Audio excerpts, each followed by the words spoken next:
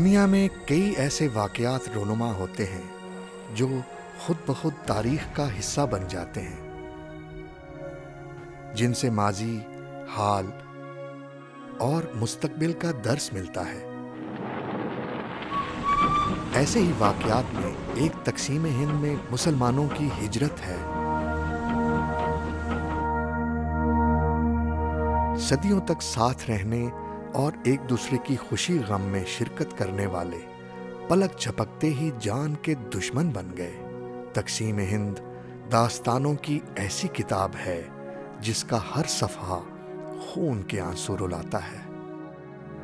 घर छुटे, जायदादें लुटीं, बेटियां कुएं में डूब मरी, तो कहीं बाप औलाद को बचाते बचाते दम तोड़ गया।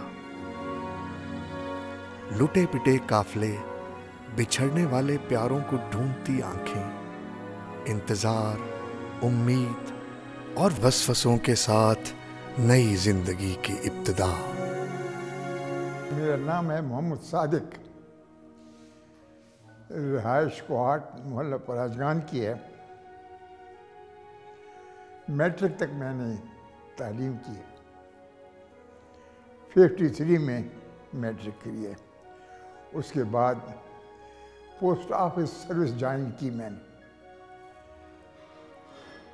तो उधर ही से रिटायर हुआ हूँ पोस्ट ऑफिस से। इस दौरान बस बीच में सन 47 आई, पाकिस्तान भी बना। मैट्रिक तो मैंने 53 में किया है, लेकिन उस वक्त मैं 12 साल का था। बड़ी खुशी लोग महसूस करते थे।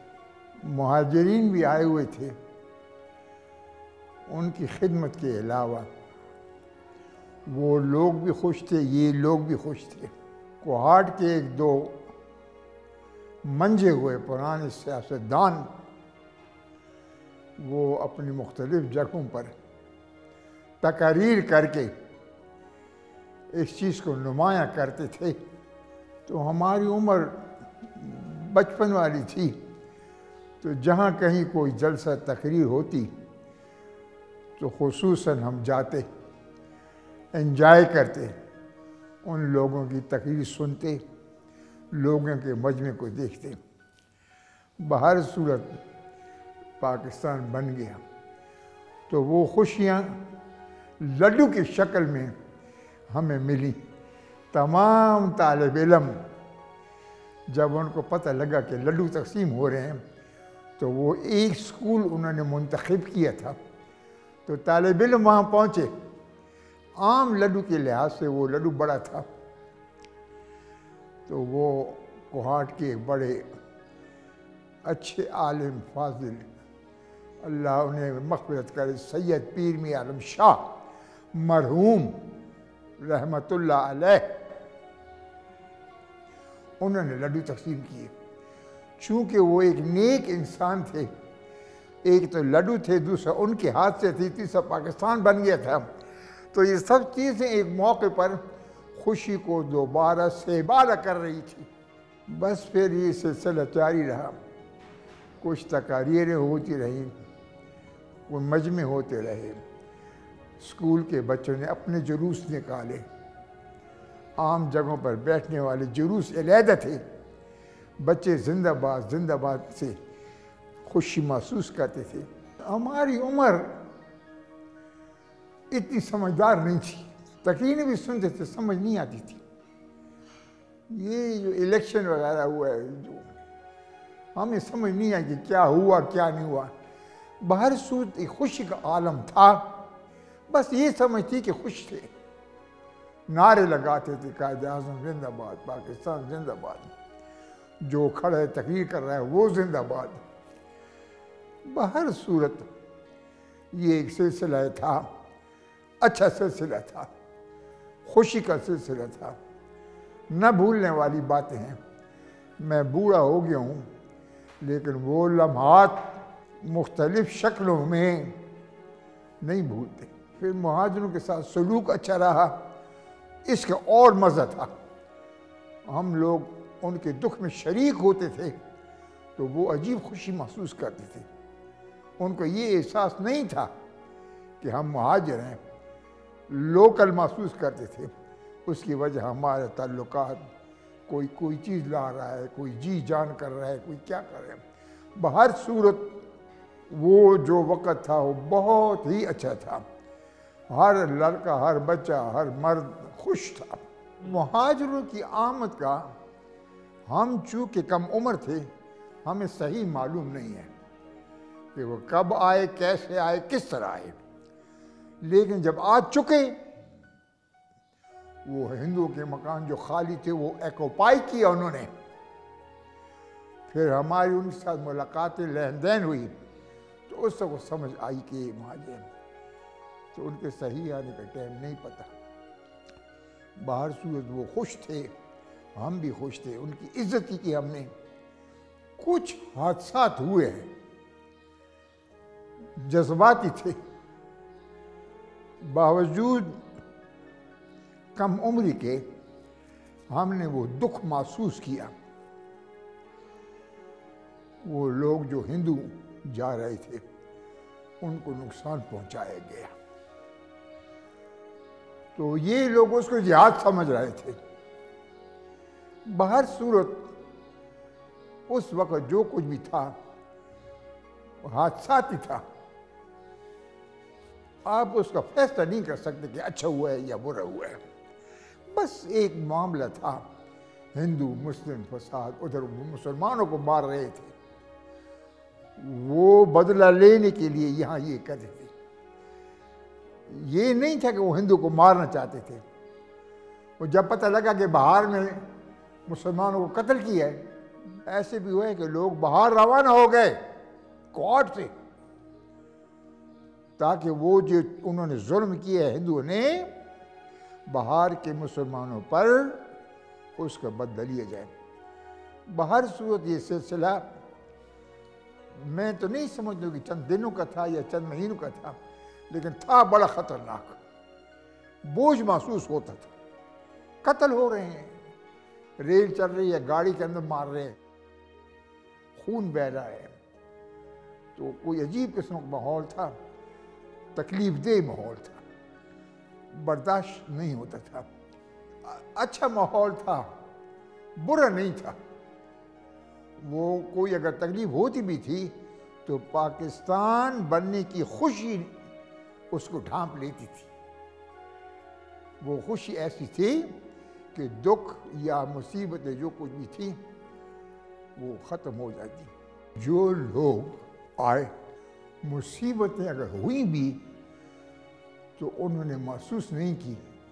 लोग कोऑपरेटिव थे, वो दुख उनका महसूस करते थे कि ये आए हैं। उस दुख की वजह से सारी हमदर्दियाँ उनके लिए वक्त थी। बाहर सूरत आदमी ढूंढते थे जो इंडिया से आए हैं, वो ढूंढने के बाद उनके साथ बैठ जाते थे, फिर उनसे अहवाल दुख वो मालूम करते थे। तो उनको दुख बहुत पहुंचा है, बहुत दुख पहुंचा है। तो बयान करने में वो रोते थे कि इनकी बच्चियां बर्बाद हुई, बच्चे बर्बाद हुए। तो वो बात करते करते वो सारा माहौल उनके सामने आ जाता था। बहुत दुख का वक़्त था। पाकिस्तान तो बना है, लेकिन आने वाले और जाने वाले बड़े दुख में गए और दुख में आए। हम महसूस करते थे, जो भी मुहाजिर आए हैं वहाँ से, मेरी माँ चली गई, मेरी बेटी मुझसे ले गए, मेरे भाई को कत्ल कर दिया, यही बातें थी।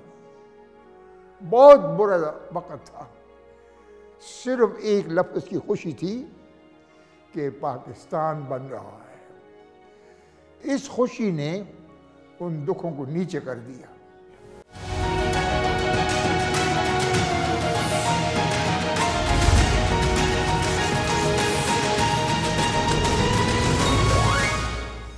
बच्चे खुद ढूंढते थे कि जलसा कहाँ हो रहा है।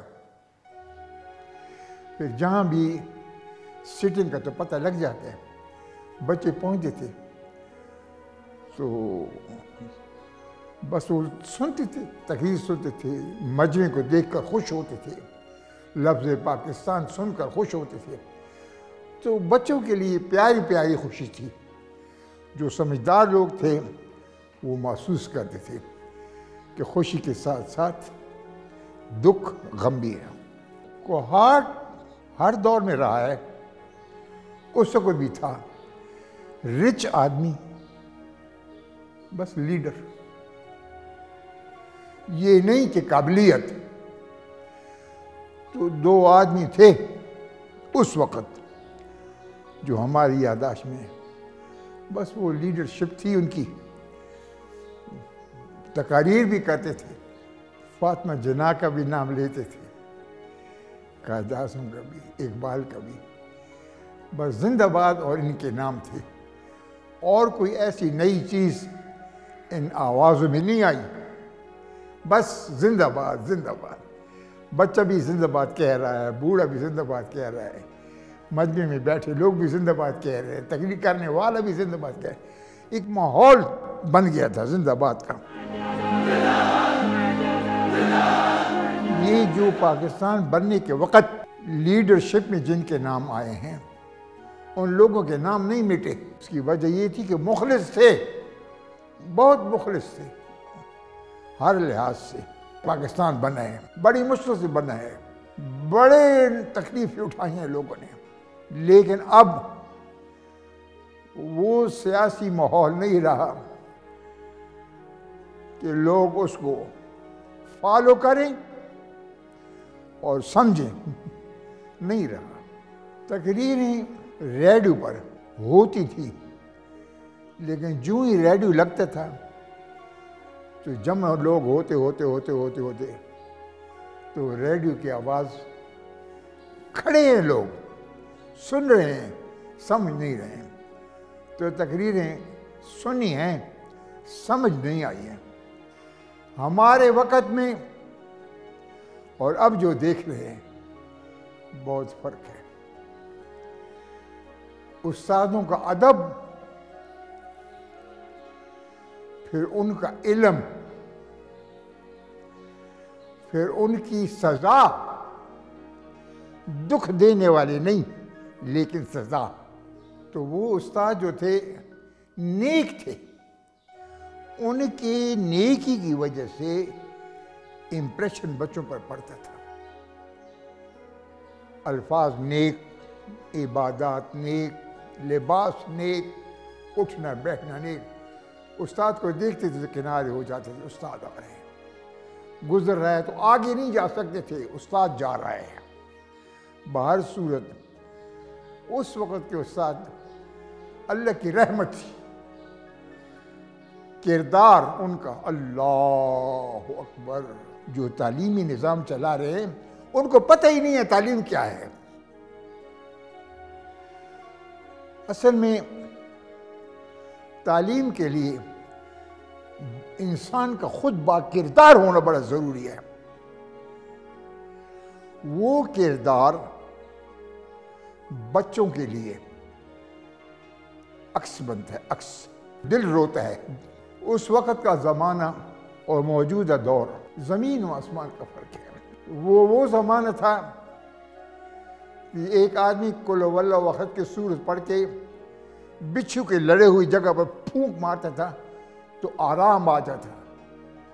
अब वो ज़माना आ गया कि पूरा कुरान पढ़ के फूंक दो, किरदार नहीं रहा। किरदार किरदार किरदार।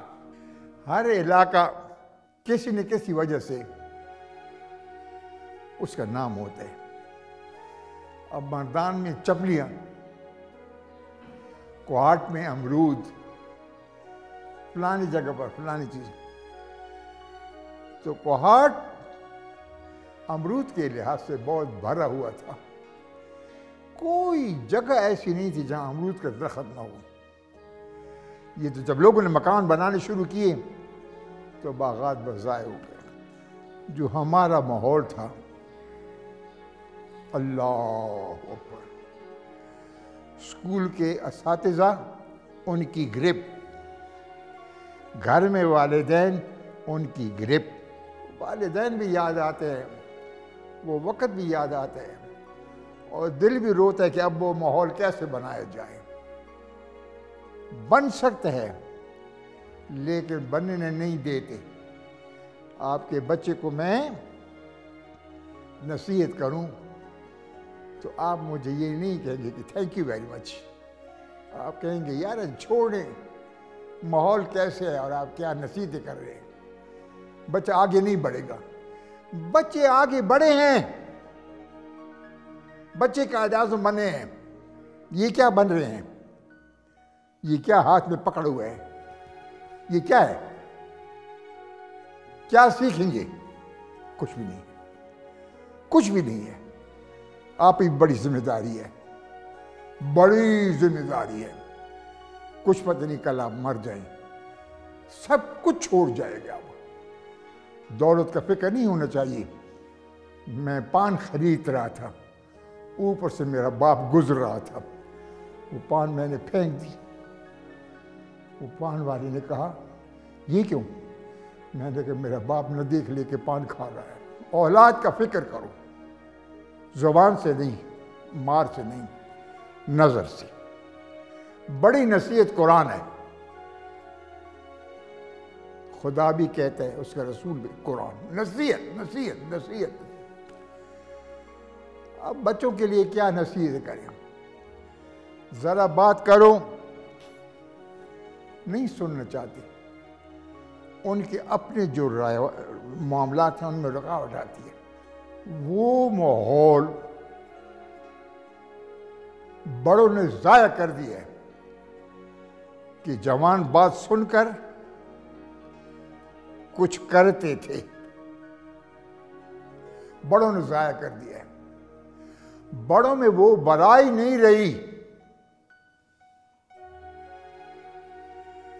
दरवाजे की आवाज आई, मेरी वालदा भाग कर गई दुपट्टा सर पर। मैंने कहा अम्मी क्या बात है? कहते हैं बेटा बाप आ गया है। तो जिस बीवी के अपने खामन के लिए इतना एहतराम हो तो वो औरों के लिए कितना दुपट्टा लपेटेगी। अब देखो माहौल, काश कि जो लड़के समझें। अब स्कूलों में भी वो माहौल नहीं रहा कि उस्ताद समझाएं कि पाकिस्तान बने और पाकिस्तान की खिदमत करो। तो अब वो जवानों को चाहिए, तालिब इल्म हों, खासकर यूनिवर्सिटी के, ये बाहर जाते हैं यूनिवर्सिटी के लड़के बैरून मुल्क, वो कुछ सीख कर नहीं आते, गुमराह होकर आ जाते हैं। तो अल्लाह ताला इनको समझ दे, बस ये अल्लाह का काम है।